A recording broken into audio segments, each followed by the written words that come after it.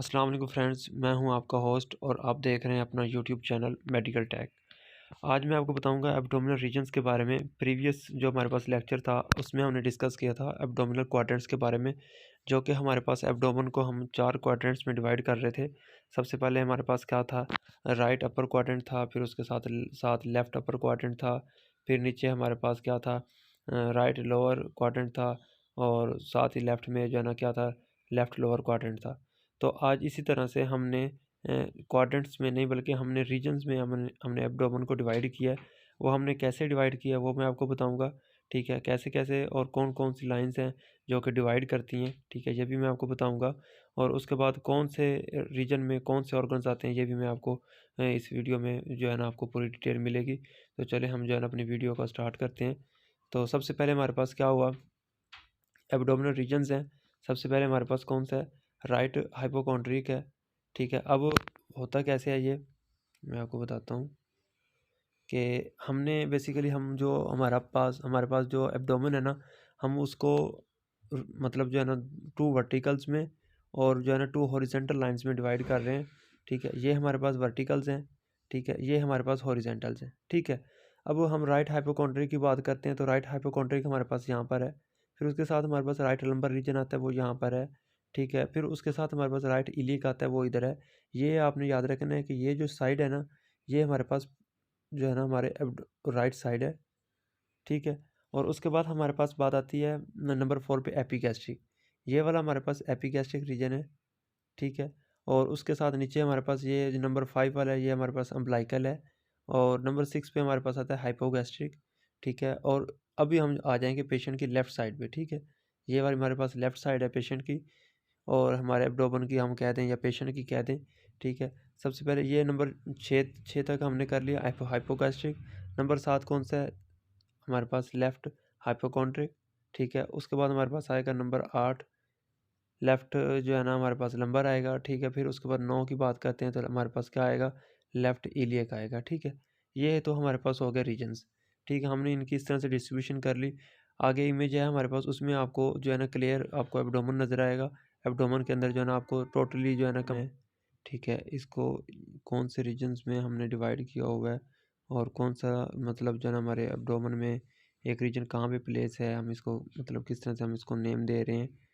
तो ये जो है ना आपके सामने जो इमेज है इसमें क्लियरली बताया गया है, ठीक है। मैं आपको मार करके बता देता हूँ। ये जो हमारे पास ये वाला एरो है, ये ऊपर हमारे पास जो है ना राइट जो हाइपोकॉन्ड्रिक रीजन है उसको बता रहा है, ठीक है। उसके बाद जो है ना हमारे पास ये एपिगैस्ट्रिक रीजन है, ये लेफ़्ट हाइपोकॉन्ड्रिक रीजन है, ठीक है। उसके साथ ये राइट लंबर हो गया, ये जो है ना राइट इलियक रीजन हो गया हमारे पास, और ये नीचे हाइपोगैस्ट्रिक रीजन आ गया, और ये लेफ़्ट आइलिक रीजन आ गया। अब फर्दर जो है ना हम इनको डिस्कस करेंगे डिटेल से कि राइट हाइपोकॉन्ड्रिक रीजन के अंदर कौन कौन से ऑर्गन्स हैं जो कि जो है ना आ सकते हैं, ठीक है। अब हम नेक्स्ट जो है ना हमारे पास जो इमेज है उसमें क्लियरली बताया गया है कि कौन से रीजन में कौन से ऑर्गन्स आ सकते हैं। ये देखें, अब हमारे पास सबसे पहले है राइट हाइपोकॉन्ड्रिक रीजन। अब होता क्या है कि बाज़ दफ़ा ये रीजन्स में डिवाइड करने का मकसद ये था कि जब भी पेशेंट डॉक्टर के पास जाए और डॉक्टर पेशेंट जो है ना इस हिस्ट्री के साथ कंप्लेन कर रहा हो, वो कह रहा हो कि भाई मुझे जो है ना राइट जो है ना हाइपोकॉन्ड्रिक रीजन में पेन हो रहा है, तो हम जो है ना फ़ौरी से हम किस चीज़ को एवेलुएट करेंगे, हम कहेंगे कि भाई इसको मसला हो सकता है, मे बी इसके जो है ना लीवर का मसला है, इसके जीबी का मसला है, या इसकी राइट किडनी में स्टोन है, या स्मॉल इंटेस्टाइन में ऑब्स्ट्रक्शन है। अगर पेशेंट ने हमारे पास रिप्रेजेंट किया एपिगैस्ट्रिक रीजन के साथ, तो हम ये जो हमारे पास ऑर्गन्स हैं, स्टोमिक है, लीवर है, पेंक्रियाज है, ड्यूडेनम है, स्प्लीन है, एड्रिनल ग्लैंड्स है, इनको हम एवेलुएट करेंगे। अगर पेशेंट लेफ्ट हाइपोकॉन्ड्रिक रीजन के साथ कर रहा है रिप्रेजेंट, तो हम कौन से ऑर्गन्स देखेंगे, हम स्प्लीन देखेंगे, कोलोन देखेंगे, लेफ्ट किडनी में स्टोन हो सकते हैं, हाइड्रोनेफ्रोसिस हो सकती है, हाइड्रोनेफ्रोयूरेटर हो सकती है, पेंक्रियाज में पेंक्रियाटाइटिस हो सकता है, ऊपर से हमारे पास पेंक्रियाज की इन्फ्लेमेशन वगैरह हो सकती है, ठीक है। उसके बाद हम बात करते हैं राइट लंबर रीजन में, ठीक है। अक्सर सबसे ज़्यादा पेशेंट जो है ना इस पेन के साथ भी रिप्रेजेंट कर रहे होते हैं। क्या होता है कि हमारे पास जीबी स्टोन्स होते हैं। जीबी स्टोन क्या होता है कि स्टोन जो है ना गॉल ब्लैडर की नेक के अंदर इम्पैक्ट कर जाते हैं, ठीक है, एम्बेड हो जाते हैं। तो उसकी वजह से क्या होता है कि पेशेंट को जो है ना सीवियर पेन होता है, ठीक है। उसके बाद अम्बलाइकल रीजन है, ठीक है। तो अम्बलाइकल रीजन में किस वजह से पेन पेशेंट आया, उसने कहा कि मुझे अम्बलाइकल रीजन में जो है ना पेन हो रहा है। उसमें क्या हो सकता है कि जो हमारे पास स्मॉल इंटेस्टाइन है, ठीक है। और हमारे पास जो अम्बिलिकस पार्ट है, वहाँ पे ड्यूoडेनम में कोई भी ऑब्स्ट्रक्शन है, बाउल ऑब्स्ट्रक्शन हो सकती है, उसकी वजह से क्या होगा कि अम्बिलिकल रीजन में पेन होगा। फिर हमारे पास लेफ्ट लंबर है, लेफ्ट लंबर में सबसे ज़्यादा जो पेन जो होता है ना पेशेंट को, वो किडनी का होता है। अब किडनी में मैं आपको पहले बता चुका हूँ कि स्टोन हो कोई भी, ठीक है, स्टोन अब कहीं भी इम्पैक्ट कर गया, ठीक है, ये हमारे पास किडनी है, ठीक है, ये यूरेटर जा रहा है।